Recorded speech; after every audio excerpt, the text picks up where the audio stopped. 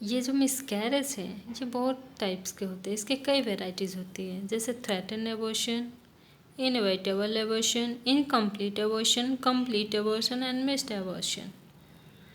तो सबसे पहले इसको जानना क्यों ज़रूरी है कि इसके टाइप्स को, इसके वैरायटी को जानना क्यों ज़रूरी है मिसकैरेज के टाइप्स को, क्योंकि अलग अलग टाइप्स में अलग अलग सिम्टम्स आते हैं और इस अलग अलग टाइप्स का ट्रीटमेंट भी अलग अलग होता है। तो चलिए सबसे पहले ये देखते हैं कि जो थ्रेटेंड अबॉर्शन है इसमें क्या होता है। थ्रेटेंड अबॉर्शन, इस थ्रेटन अबॉर्शन में क्या होता है कि ये सपोज दैट ये यूट्रस है, बच्चेदानी है, बच्चेदानी में ये कंसीव पार्ट है। ये यहाँ पे क्या होता है कि यहाँ पे ब्लीडिंग शुरू होती है, ब्लीडिंग इधर से शुरू होगी। ये यूट्रस का यानी कि बच्चेदानी का मुंह है, यहाँ पे ये ब्लीडिंग इधर से शुरू होगी, थोड़ी थोड़ी ब्लीडिंग होगी, स्पॉटिंग टाइप्स की होगी। लेकिन क्या है कि ये जो मुंह होता है बच्चेदानी का ये क्लोज होता है, ये ओपन नहीं होता है। तो ये ओपन नहीं होता है तो इसमें चांसेस क्या होते हैं कि ये जो एबॉर्शन है इसमें बच्चा पूरी तरीके से एबॉर्ट नहीं होगा, इसको हम टिल प्रेगनेंसी तक कंटिन्यू कर सकते हैं।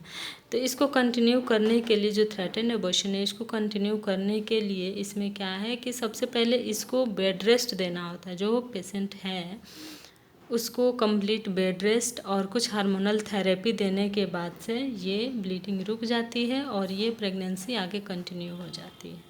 हार्मोनल थेरेपी में सबसे बड़ा रोल प्रोजेस्टेरोन हार्मोन का होता है और वो चीज़ देने के बाद से ये प्रेगनेंसी कंटिन्यू हो जाती है। दूसरा एबॉर्शन होता है इनएविटेबल एबॉर्शन। इस एबॉर्शन में क्या होता है कि ब्लीडिंग यहाँ से शुरू होती है, इस जो वॉल है यहाँ से ब्लीडिंग शुरू होती है। ब्लीडिंग के साथ साथ ये जो यूट्रस का मुंह है यानी कि बच्चेदानी का जो मुंह है ये भी ओपन हो जाता है और यहाँ से ब्लीडिंग शुरू हो जाती है। ब्लीडिंग कंटिन्यू रहती है, यूट्रस का मुंह ओपन होता है, यूट्रस का मुंह ओपन होता है और ब्लीडिंग कंटिन्यू होती है, जिसकी वजह से इनएविटेबल एबॉर्शन को हम कंटिन्यू नहीं कर पाते हैं, इस प्रेगनेंसी को स्टॉप नहीं कर पाते हैं, ये बच्चा एबॉर्ट हो जाता है। तो इसमें क्या है कि इनएविटेबल एबॉर्शन में प्रेगनेंसी कंटिन्यू नहीं होती है, प्रेगनेंसी डिसकंटिन्यू हो जाती है, क्योंकि यहाँ पे बच्चेदानी का मुंह खुल जाता है और यहाँ पे ब्लीडिंग कंटिन्यू रहती है। तीसरा है इनकम्प्लीट एबॉर्शन। इनकम्प्लीट एबॉर्शन में क्या है कि जो ये कंसीव पार्ट है, जो फीटस है अंदर में, इसका कुछ पोर्शन टूट के और इधर से ब्लीडिंग और कुछ पोर्शन इसका इधर से निकल जाता है। इसमें भी यूट्रस का जो मुंह होता है, बच्चेदानी का जो मुंह होता है वो खुला हुआ होता है, कुछ फीटस का पार्ट और कुछ इसका वॉल से कुछ कुछ चीज़ें निकल जाती हैं बाहर। और निकलने के बाद से क्या होता है कि आधा चीज़ें जब निकलती हैं तो उसके बाद से क्या होता है कि ये यूट्रस का जो मुंह होता है, बच्चेदानी का जो मुंह होता है वो क्लोज हो जाता है।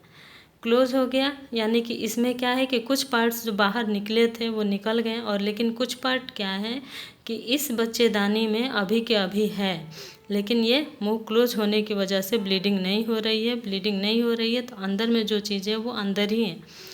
तो इसमें क्या है कि जब इनकम्प्लीट एबॉर्शन होता है तो इसको कंप्लीट एबॉर्शन में चेंज करना पड़ता है, क्योंकि जो भी अंदर कंसीव पार्ट जो अंदर है वो अगर अंदर रह जाता है तो यूट्रस में सेप्टिक कंडीशन आ जाएगा, उसमें इन्फेक्शन क्रिएट करेगा। तो इसको फिर सर्जिकल रिमूवल, डीएनसी या फिर कोई मेडिसिन की वजह से मेडिसिन दे करके इसको निकाल दिया जाता है, बाहर कर दिया जाता है, यानी कि कंप्लीट एबॉर्शन में इसको चेंज कर दिया जाता है। ठीक, अगला है कंप्लीट एबॉर्शन। कंप्लीट एबॉर्शन में क्या है कि जितने भी इसका कंसीव पार्ट है वो सारे के सारे एक ही बार में एक्सपेल्ड आउट हो जाते हैं, बाहर निकल जाते हैं। इसमें यूट्रस का जो मुंह है वो खुला रहता है, वो बंद नहीं होता है। जब सारे बाहर निकल जाएंगे, ब्लीडिंग सब हो जाएगा, तो फिर ये यूट्रस का मुंह बंद होता है। तो इसमें किसी भी प्रकार के क्या है मेडिकेशन की ज़रूरत नहीं पड़ती, ये खुद ब खुद अपने आप से ही बाहर निकल जाता है। अगला है मिस्ड एबॉर्शन। ये मिस्ड एबॉर्शन में क्या होता है कि सबसे कॉम्प्लिकेटेड एबॉर्शन यही है कि इसमें क्या होता है कि जब मिस्ड एबॉर्शन होता है तो इसमें जो लेडी होती है उसको भी कुछ पता नहीं चलता है, कोई पेट में दर्द नहीं होता है, ब्लीडिंग कभी एक दो बूंद हुआ भी नहीं भी होता है, ऐसा होता है। तो इसमें क्या है कि जब इस सिम्टम से कुछ पता नहीं चलता है कि ब्लीडिंग हुआ नहीं हुआ, पेट में दर्द है नहीं है, उसको कुछ खास सिम्टम्स नहीं आता है मिस्ड अबॉर्शन। जब ये लेडी जाएगी सोनोग्राफी के लिए, जब सोनोग्राफी कराएगी, सोनोग्राफी में क्या है कि जो बच्चे की धड़कन है, हार्ट रेट है, उसका नहीं आता है। तो हार्ट रेट नहीं आने की वजह से क्या होता है कि वहाँ पे पता चलता है कि जो अंदर में बच्चा है वो डेड है, वो मरा हुआ है। तब इस टाइप के अबॉर्शन को बोलते हैं मिस्ड अबॉर्शन। इसमें कुछ पता नहीं चलता है, कोई कंप्लेंट्स नहीं होते हैं, कोई सिम्टम्स नहीं आता है, लेकिन फिर भी वो बच्चा अबॉर्ट कर गया होता है। तो इसमें ये जो मिस्ड अबॉर्शन है, इसमें बच्चा जो अंदर है उसको किसी भी तरीके से उसको डिसकंटिन्यू करना पड़ता है। अगर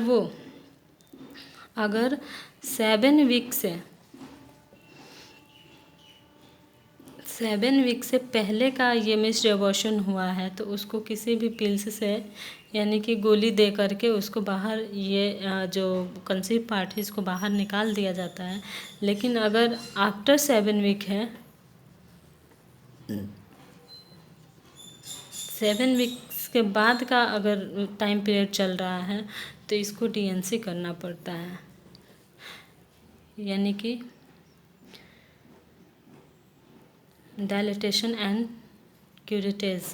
इसको सर्जरी करके, डीएनसी करके इस फीटस को बाहर निकाला जाता है और फिर से यूट्रस को क्लीन किया जाता है, क्योंकि यहाँ पे जो सेप्टिक कंडीशन हो, जो इन्फेक्शन की चांसेस हो, उससे उस लेडीज़ को बचाया जा सके। तो ये है मिसकैरेज के जो वैरायटीज़ है वो है, और उसमें किसमें क्या क्या होता है, ये सारी चीज़ें यहाँ पे मिसकैरेज के बारे में